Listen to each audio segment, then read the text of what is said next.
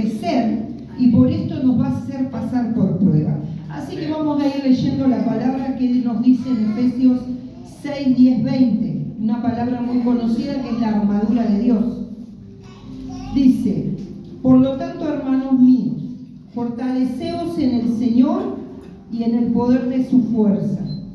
Vestidos de toda la armadura de Dios para que podáis estar firmes contra las acechanzas del diablo.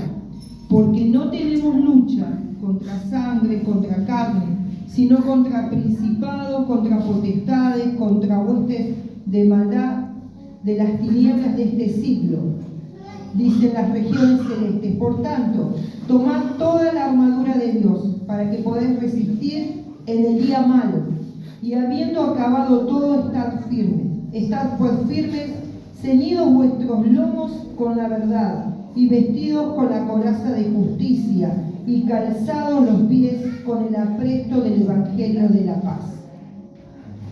Sobre todo, tomad el escudo de la fe, con el cual podéis apagar todos los dardos de fuego del maligno.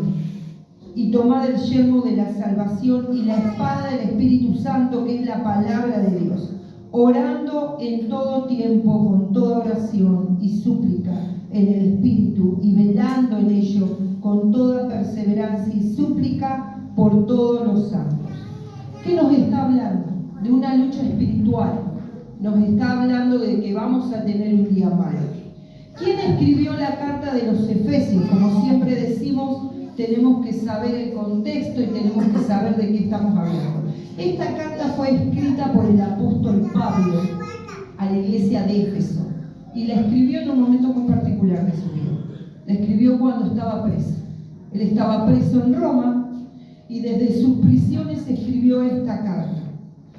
La escribió dando declaración de qué es Dios, de quién es Dios y a quién levantó Dios. Y la iglesia, ¿cómo es la iglesia? La iglesia es el cuerpo de Cristo. La iglesia tiene un propósito. Lo puso Jesucristo por cabeza de la iglesia. Y la iglesia tiene el propósito de cumplir los planes de Dios. Nosotros somos el instrumento de Dios. ¿Y el enemigo contra quién va a ir? Contra la iglesia. Porque ¿qué es lo que no quiere que se cumpla? Los planes de Dios. Dice Efesios 2:10, dice que somos hechura suya. Somos hechos por Dios, creados en Cristo Jesús para buenas obras, las cuales Dios preparó de antemano para que anduviésemos en ellas. ¿Qué nos está queriendo decir esta palabra? Que cada uno de nosotros, todos los que están acá, fuimos hechos por Dios. Todos sabemos que somos hijos de Dios, pero fuimos hechos a través de Cristo Jesús para un plan, para una obra que el que está al lado no tiene la misma obra que vos, no tiene el mismo propósito que vos. Todos tenemos un propósito diferente, diseñado por Dios para poder andar en él. Ahora, ¿qué es lo que el enemigo quiere? Truncar ese propósito.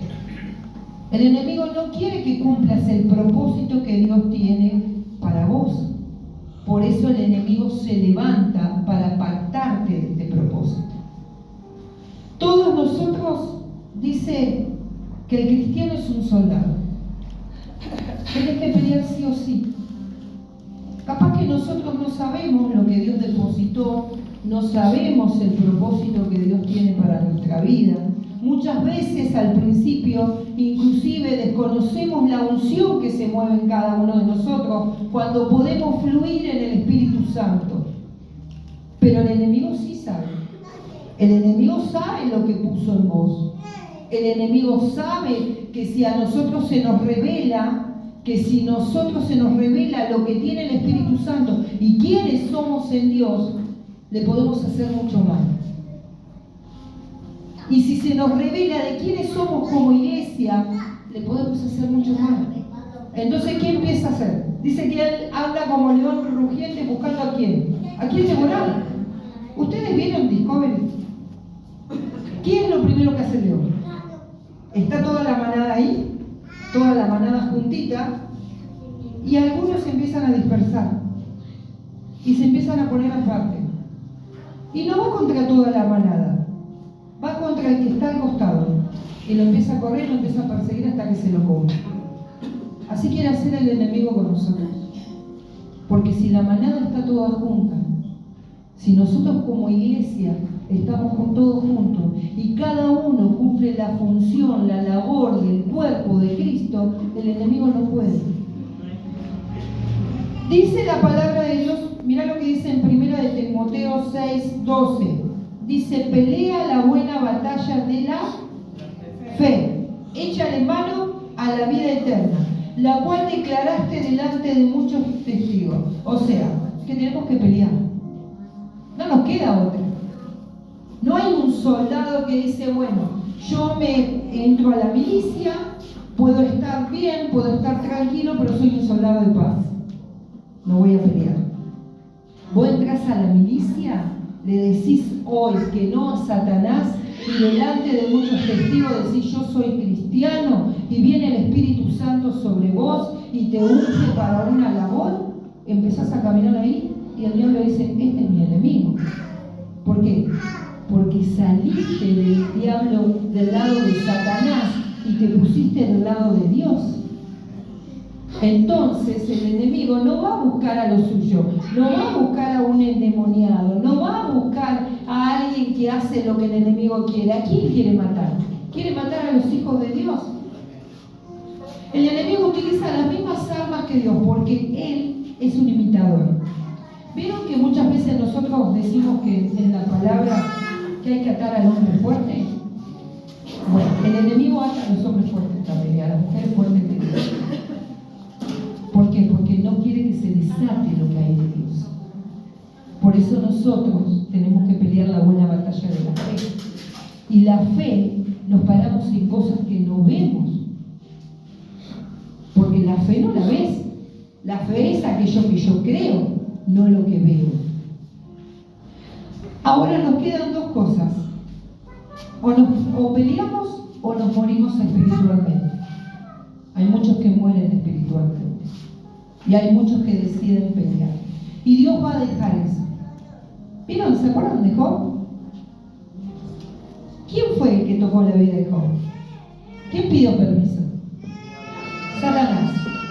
Satanás pidió permiso para tocar la vida de Job. Y también Jesús les dijo a sus discípulos, el enemigo pidió permiso para qué? Para zarandearlos. Dice, pero yo he rogado que no falte su ¿qué? Su fe.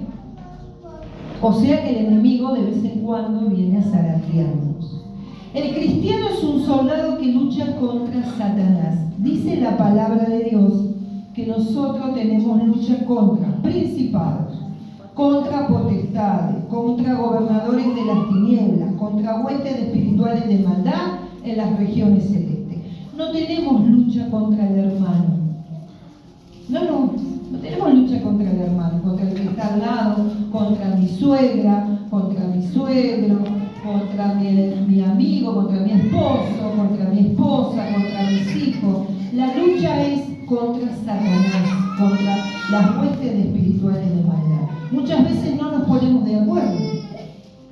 Y muchas veces el enemigo sí se manifiesta a través de la vida del suegro, de la suegra, de un hermano. Se manifestó a través de la vida de Pedro, ¿no? ¿No le dijo Jesús, quítate de aquí, Satanás?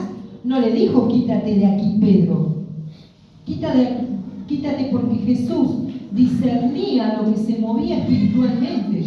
¿Cuál es el problema con nosotros muchas veces?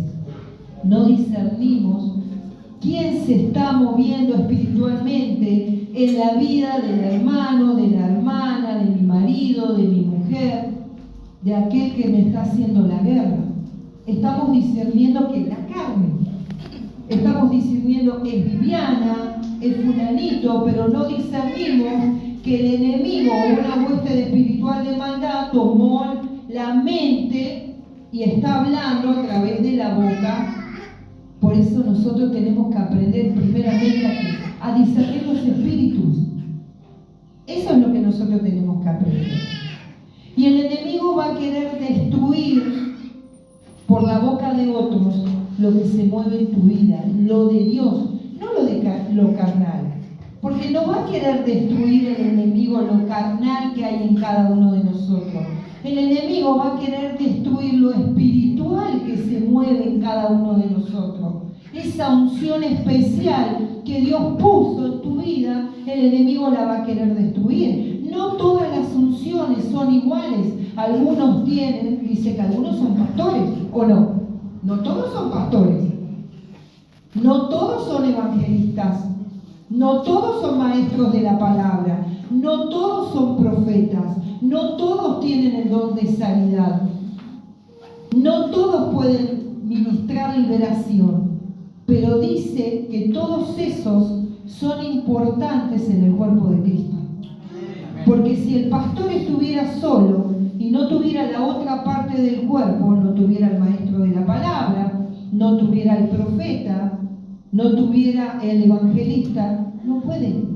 Porque Cristo es la cabeza, la piedra angular del cuerpo, que es la iglesia, ¿o no? Amén. Entonces, todos son importantes en el cuerpo de Cristo. Y el enemigo va contra el ministerio que vos tenés. Porque vos no sabés cuántas vidas se van a salvar a través tuyo. No sabés cuántas vidas vos podés libertar a través tuyo.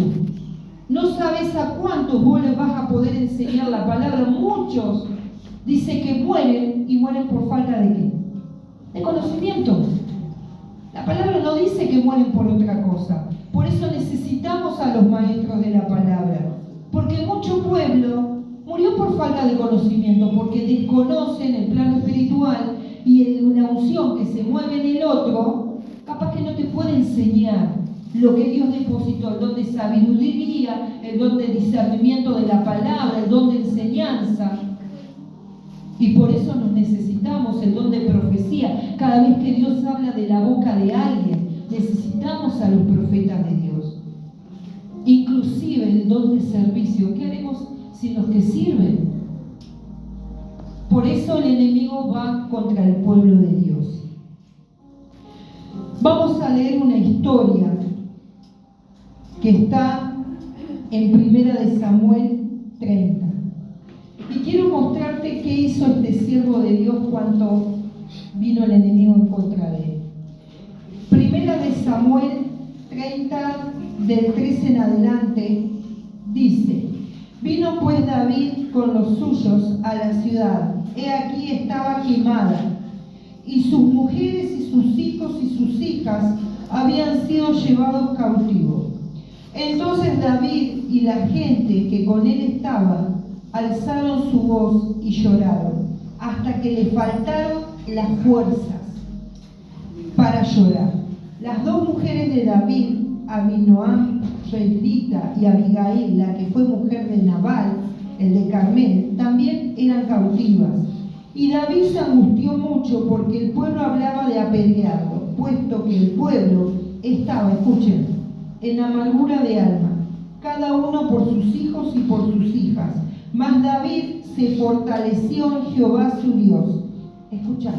Y dijo David al sacerdote Abiatar, hijo de Abimelech: Yo te ruego que me acerques el efod. Y Abiatar acercó al efod a David. Y David consultó a Jehová diciendo: ¿Perseguiré a estos merodeadores? ¿Los podré alcanzar? Y él le dijo: Sigue, porque ciertamente los alcanzarás, y de cierto librarás a los cautivos. Partió pues David, él y los 600 hombres de guerra había con David, que con él estaban, llegaron hasta el torrente de Besor, donde se quedaron algunos. Escucha lo que dice el 10. Y David siguió adelante con 400 hombres, porque se quedaron atrás 200, que cansados no pudieron pasar el torrente de Besor. Qué tremendo, ¿no? ¿Saben quién había venido contra David? Amalek. ¿Conocen de Amalek? Amalek es un espíritu inmundo, que sería muy bueno que podamos tener un estudio, que va contra el propósito de Dios y contra la iglesia. ¿Y saben qué causa Amalek? Tristeza y un cansancio donde estos valientes no se podían ni siquiera levantar. Y no tenían cualquier cosa, los amalecitas. Si vos estudiás la Biblia, vas a ver que Amalek siempre, desde el Génesis, se levantó contra el pueblo y el propósito de Dios. Y hay una palabra que dice que de generación en generación Dios tendrá guerra contra Amalek. Y Amalek debe ser desterrado de la tierra. Ahora yo te digo, si Dios dice en su palabra que de generación en generación Él tendrá guerra, ¿esta es otra generación o no? ¿Existe la tribu de Amalek? No, pero el espíritu de Amalek sí. Y es un espíritu que te quiere quitar del propósito. Es un espíritu que se le plantó a Nehemías. Es un espíritu que se le plantó a Josué y no lo dejaba pasar. Y es un espíritu que también se mueve tocando a David. Y David, no es que él venía de estar jugueteando. David venía de una guerra. David venía de estar sirviendo a Dios. Y cuando llegó a su casa, todas las mujeres y todos los hijos habían sido llevados en cautiverio. Y había tanta tristeza, invadió tanta tristeza, dice que él no podía parar de llorar. El guerrero de Dios no podía parar de llorar. Y todo el pueblo lloraba y se rasgaba la vestidura. Pero él, ¿a quién llamó? No solamente llamó a la presencia de Dios. Dice que le dijo al sacerdote que acercara la presencia del fuego para poder consultar. Fíjense en qué importante es el sacerdote. Porque a veces no podemos solos. Necesitamos al pastor. Necesitamos a aquel que nos lleva a tranquilas aguas a descansar. Aquel que nos da alimento, aquel que unge nuestra cabeza con aceite fresco. Porque ese aceite fresco es para que las moscas no te entren. Y las moscas vuelven locas a las ovejas, ¿sabías? Que cuando el pastor no le mete el aceite en la cabeza a sus ovejas, las moscas, que es también el enemigo, es Baal, se te meten en la cabeza y las empiezan a volver locas. Por eso es tan importante la labor del pastor, el que trae la presencia, el que cuida el rebaño que Dios le dio, el que está atento. Y David sabía de esto, porque David, antes de ser llamado para ser rey, él era pastor. Y él estaba ahí en el campo con las ovejas y decía, venía el león y venía el oso a querer atacar una de mis ovejas y yo no dejaba que ninguno la agarre, ninguno se la lleve, ninguno la coma, porque él las defendía, las guardaba.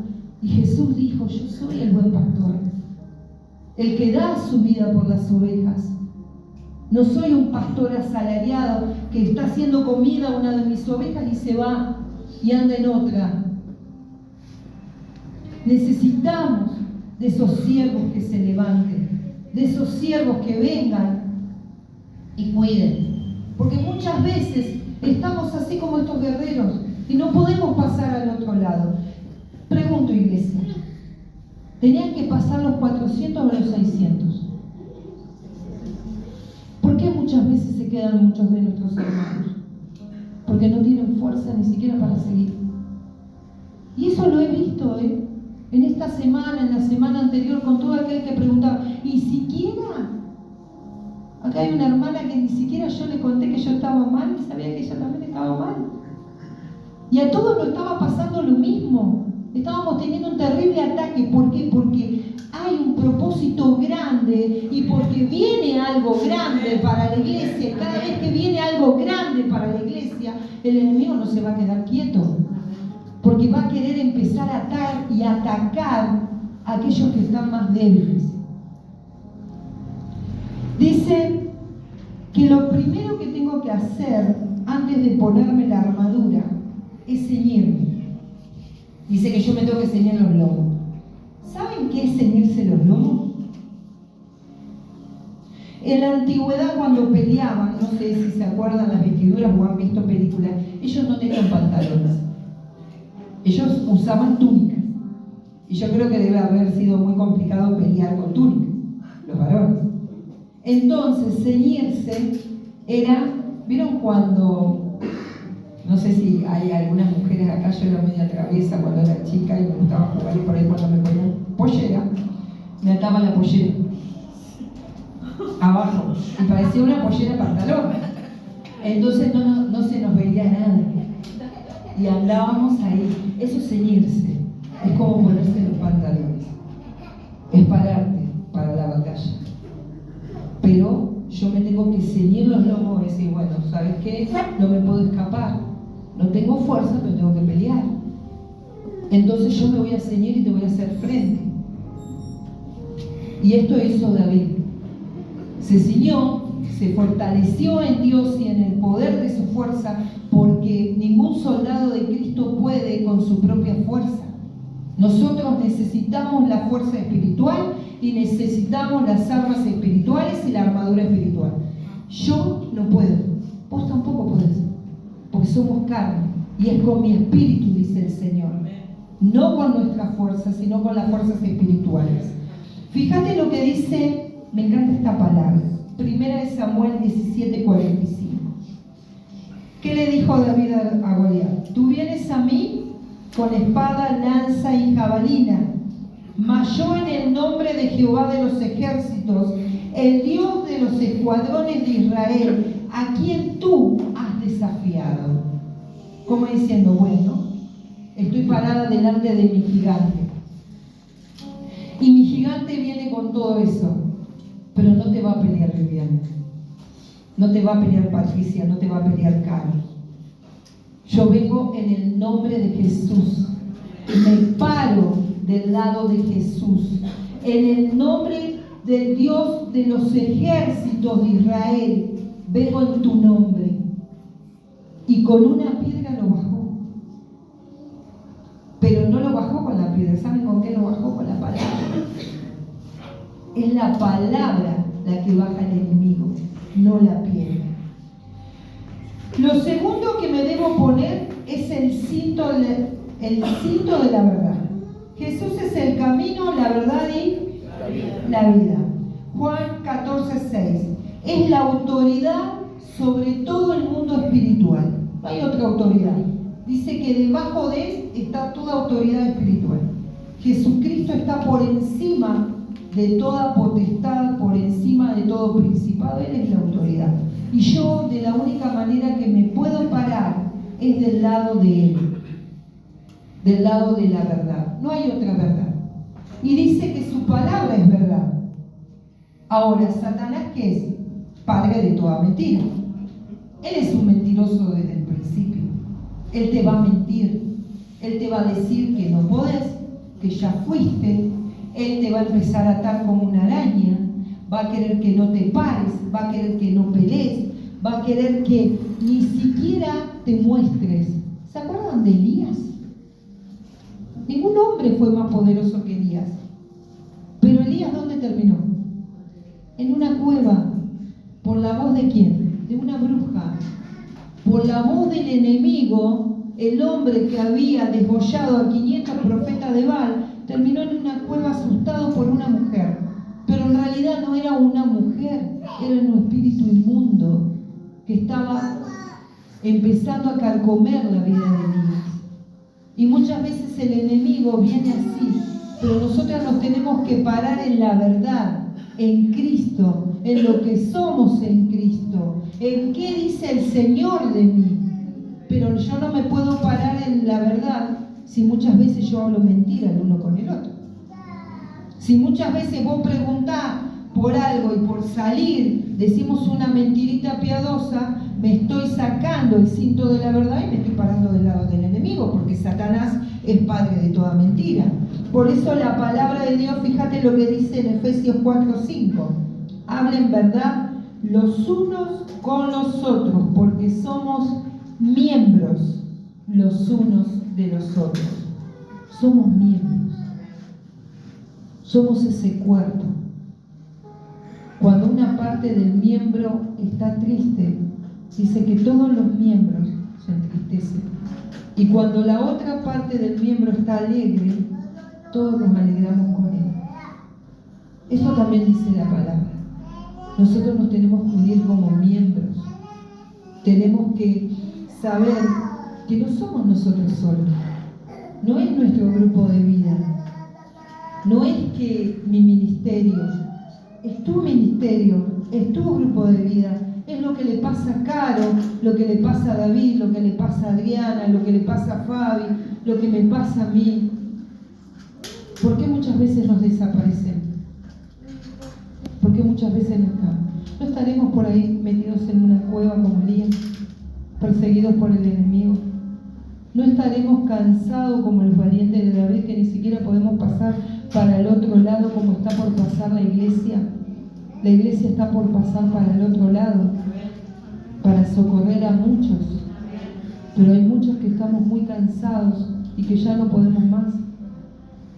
Y que estamos predicando por la gracia de Dios, solamente por Él, no porque tengamos fuerza. Y hay muchas veces que estamos llorando en las esquinas y no queremos decir, acá estoy yo otra vez mal, cansada y necesito el cuerpo de Cristo. No me quiero ir otra vez. Necesito una familia espiritual, pero una familia que sea de verdad. Una familia que me ame, una familia que se preocupe, una familia que esté, porque eso es familia. O nosotros los hijos, yo tengo 8 hijos. ¿Saben que tengo 8 hijos? ¿Cuántos saben que tengo 8 hijos? Hace 7 meses que estoy acá. Ayer se cumplieron 4 años de la muerte de mi nieta, la cual la tuve en brazos orando por ella 15 minutos y no revivió. Y hay muchos de nosotros que tenemos dolores y estamos pasando por duelos y vamos a hacer invasión del amor de Dios. Invasión, invadir del amor de Dios que tenemos nosotros por nosotros. Y en esa invasión del amor de Dios, saben que muchas veces se hicieron campañas en Punta Alta y hay mucho pueblo de Dios allá afuera. Hay mucho pueblo de Dios. Allá afuera están todos los hijos de Dios que no pudieron pasar. Todos los hijos de Dios que un día se quedaron. Todos los hijos de Dios que eran parte de una planilla, solamente un nombre. Todos los hijos de Dios que tenían grandes ministerios y gran unción, pero no se llamaban ni Viviana, ni Patricia, ni Fabiana. Era la unción que tenía Viviana, era la unción que tenía Patricia. Era eso nada más. Pero Viviana, Patricia, Fabiana, que un día entraron al cuerpo de Cristo porque no tenían familia afuera, porque creyeron en el verdadero amor que se movía acá adentro, que era todo diferente a lo que estaba afuera, quedaron muchos tendidos por el camino, sin fuerza. Por eso es el momento de ir a rescatar, a que no se pierda ninguno más, a que no hagamos un acting, que sea un verdadero amor, que me duela. La otra vez estaba hablando con un hermano. Jesucristo andaba curando a los leprosos, pero no todos los leprosos se iban a la iglesia de Jesucristo, y muchos de ellos no vinieron a darle gracias, y liberó muchos endemoniados y sanó muchos enfermos, y no todos le decían, bueno, yo te sano, pero venía a mi iglesia. Anda con tu familia, sé libre, porque a lo que le importaba a Jesús eran las almas, lo que le importaba a Jesús era sanar, lo que le importaba a Jesús era liberar, lo que le importaba a Jesús era restaurar. A Jesús le importaba la gente. Jesús era amor caminando, y Jesús quiere que nosotros seamos amor caminando. Yo también quiero dar gracias por toda la cantidad de veces que Fabi me mandó un mensaje cuando no me veía, y que muchas veces también sintió que yo estaba mal. Quiero dar gracias por eso. Dice que lo que puede matar a un cristiano Y por eso se debe poner la coraza de justicia, es el corazón de lo que estábamos hablando. Sobre toda cosa guardada, guarda que. Porque ¿de dónde emana la vida? El enemigo va a ir contra nuestro corazón, contra aquello que sabe que necesitamos, porque aquello que sabe que estamos gritando, porque aquello que sabe que nos duele. Por eso, sobre toda cosa, guarda tu corazón. Miren lo que dice Proverbio 10:11. Fuente de vida es la boca del justo, pero la boca de los impíos encubre violencia. Nosotros somos justificados por Cristo, nosotros somos los justos. El impío es el que no conoce a Dios. Y nuestra boca está para animar al otro. ¿Saben quién era Bernabé? El compañero de Pablo. ¿Saben lo que significa el nombre Bernabé? Hermano de consolación, aquel que levanta a otro. Eso es Bernabé. Y Pablo no hubiese sido Pablo si no hubiese existido Bernabé. Porque Pablo se convirtió, Bernabé lo agarró de la mano, pero no todas las cartas son de Bernabé. Pero Bernabé siempre estuvo, vamos Pablo, vamos que se puede, vamos que vas a salir de esta, no estás solo, yo te acompaño. Oramos juntos, vamos a estar juntos, caminamos juntos. Lo consoló, lo levantó, lo animó. Gloria a Dios por esos Bernabé. Gloria a Dios por esos hermanos que te ayudan a cumplir el ministerio que Dios te dio, aunque no sean vistos solamente por un compañero, porque son compañeros. A Bernabé no le importó ser aquel que impulsaba el gran ministerio de otro. Bernabé fue utilizado para eso. Hay una película que me encanta, que me encantó, que es Hasta el último soldado o algo así. Hasta el último hombre. Él no tenía armas, pero él se encargó de que ninguno de sus compañeros quedara allá arriba. Los bajó a todos y se podía morir. Podía dar la vida. Y es una historia verídica, no es una historia de cuento. Él era un cristiano que fue a la guerra, que nunca quiso usar un arma y fue a combatir, y había armas, y él iba como enfermero, como médico, y los atacaron y empezaron a matar a sus compañeros.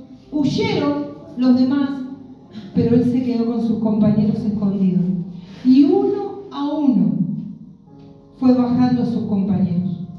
Uno a uno fue cubriendo la vida de sus compañeros y salvando a sus compañeros para que ninguno de sus compañeros se quedara ahí. Tremenda historia. ¿No estaría bueno que sea hasta el último hombre? Que todos pudiéramos pasar. Que nos levantemos los unos a los otros. Que aquel que no tiene fuerza podamos orar por él. Y podamos no solamente orar por él, sino orar con él y poderlo ministrar y acercarle la presencia de Dios. Hoy justo antes de venir a ver la prédica veía en el TikTok uno que iba sin pila, rojo, y se cruza con uno que tenía toda la pilita en verde y lo abrazó y le subió la energía al otro. Esto hace el cuerpo de Cristo. Yo me quedo con un poquito, pero te doy lo que tengo. Vamos que te levanto. No te vas a quedar esta vez. Necesitamos de esos hermanos que nos digan, no te vas a quedar otra vez. Vos no vas a ser boleta para el enemigo.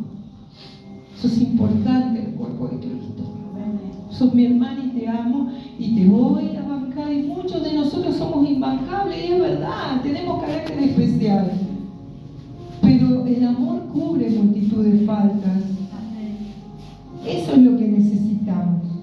El escudo de la fe apaga todos los dardos del enemigo. Necesitamos levantar ese escudo, hacer como esos guerreros romanos que levantan todos sus escudos unos al lado del otro para impedir que vengan las flechas del enemigo y empezar a cubrirnos unos a otros. El enemigo, donde mete un dardo y te entra en la cabeza, empieza a trabajar en el corazón. Por eso necesitamos también el yelmo de la salvación. Nuestros pensamientos deben ir cautivos a la obediencia de Dios. Pero muchas veces no podemos pedirle a alguien que está en oscuridad que vea la luz. Por eso necesitamos esos hermanos que nos lleven a la luz. Como aquel que llevaron al inválido en la camilla delante de la presencia de Dios. ¿Fueron sus amigos los que rompieron el techo o no? La espada, que es la palabra de Dios, escrito está, mastica, traga palabra, medita y guárdala en el corazón. Es la palabra de Dios la que no vuelve vacía, la que produce el querer como el hacer en su perfecta voluntad. No es nuestra palabra. No es nuestro querer, es la palabra de Dios. Por eso necesitamos saber palabra de Dios. Cuando estamos orando y estamos orando en contra del enemigo, yo puedo llorarle, puedo patalearle al enemigo, puedo decirle lo que yo siento, lo que pienso, pero la palabra de Dios es ley en el mundo espiritual. Amén. Inclusive cuando vos estás orando por otro. Y otra cosa que he visto, ojo, tengamos cuidado porque muchos atamos nosotros mismos con la palabra. Porque si es la palabra la que trae vida y hay poder en mi boca, hay poder en la boca, y yo cuando estoy orando a las 6 de la mañana, Señor, y te pido por aquellos que son rebeldes, que no se quieren levantar, que no están haciendo tu voluntad, lo estoy atando. ¿Yo qué debo orar? La palabra de Dios. Señor, en el nombre de Jesús, si hay algún hermano mío que está pasando por esta situación, ahora ordeno al enemigo, discierno al enemigo, ordeno que ese espíritu inmundo hoy suelte la vida de mi hermano, suelte la iglesia, suelte el cuerpo de Cristo, porque mi lucha es contra principado, contra potestad y contra huestes espirituales de maldad, no con lo que le está pasando al hermano. Si el hermano sabe que no se puede levantar, sabe que está anestesiado, que se lo está comiendo el bicho. Entonces yo debo orar para que mi hermano sea libre de todo espíritu de fatiga, libre de todo espíritu de cansancio, libre de todo tormento, libre de todo espíritu de muerte que ha atado la vida de mi hermano. Y si es este Amalek, hay que hacerle frente. Pero debemos orar con la palabra de Dios. El cristiano es un soldado que lucha contra Satanás teniendo la victoria segura. ¿Por qué? Jesús lo venció en la cruz del Calvario. Él ya pagó el precio. Él lo venció. Poneme por favor lo que dice Colosenses 2:15. Fíjense en lo que dice la palabra. Y despojando los principados y las potestades, sacando a la vergüenza en público, triunfó sobre ellos en sí mismo. Dice en otra versión que él despojó a todo principado, toda potestad, los exhibió públicamente y triunfó sobre ellos en la cruz del Calvario. O sea que él los exhibe públicamente. Cuando él exhibe a alguien públicamente, si nosotros estamos orando, el Señor te va a mostrar cuál es el enemigo que se está moviendo en la vida del hermano, porque Jesús lo exhibe públicamente. Y tenemos que reclamar esa victoria de Cristo sobre nuestra vida, sobre nuestro ministerio y sobre la vida del hermano, porque Él ya triunfó. Hay muchos que están siendo atacados por espíritus de enfermedad. ¿Hay espíritus de enfermedades? Sí, hay espíritus de enfermedad. Porque Cristo dijo que Él pagó el precio sobre sus espaldas con las llagas de Cristo fuimos nosotros sanados y curados. Si Él tuvo que pagar el precio, dice que Él pagó el precio por toda maldición. Entonces hay espíritus de enfermedades que se están moviendo en la iglesia. Hay que batallarle ese espíritu de enfermedad. ¿Y cómo es? ¿Cómo le batalla? Haciendo lo que dice la palabra. No dice la palabra que el anciano vaya, tome aceite, unja y ore por aquel que está enfermo. ¿Sí? Eso dice la palabra de Dios.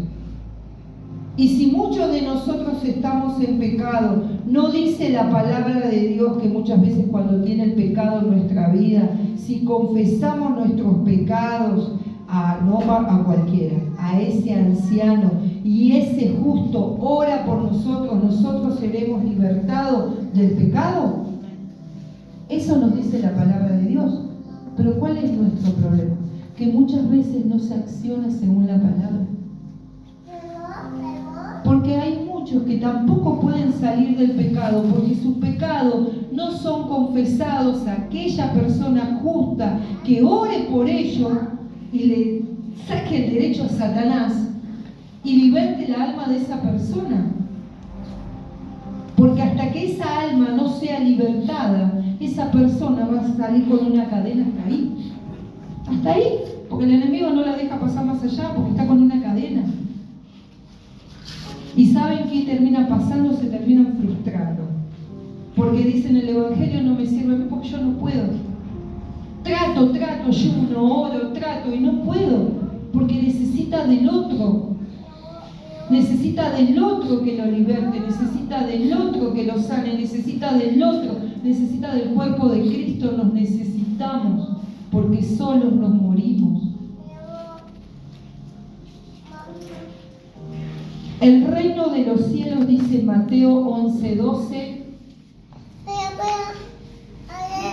desde los días de Juan el Bautista hasta ahora, el reino de los cielos se hace fuerza o sufre violencia y los violentos lo arrebatan, dice la palabra. En esta traducción no dice eso, pero la palabra de Dios dice eso, que los violentos arrebatan el reino de los cielos.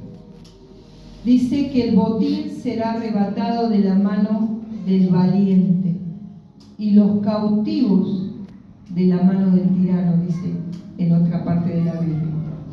Nosotros debemos arrebatar no solamente los botines que Dios tiene para nuestra vida, para nuestra iglesia, sino de la mano del tirano debemos arrebatar a aquellos que están encarcelados, aquellos que no pueden salir, y pedirle al Señor en esta noche que nos ayude a pasar todos juntos, que ninguno se quede, que todos podamos encontrar familia.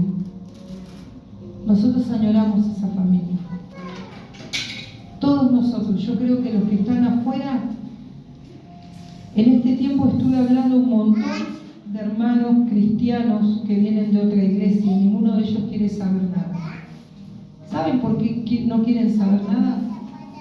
La palabra de Dios dice que el hermano dolido es como muro fortificado, dice Proverbios.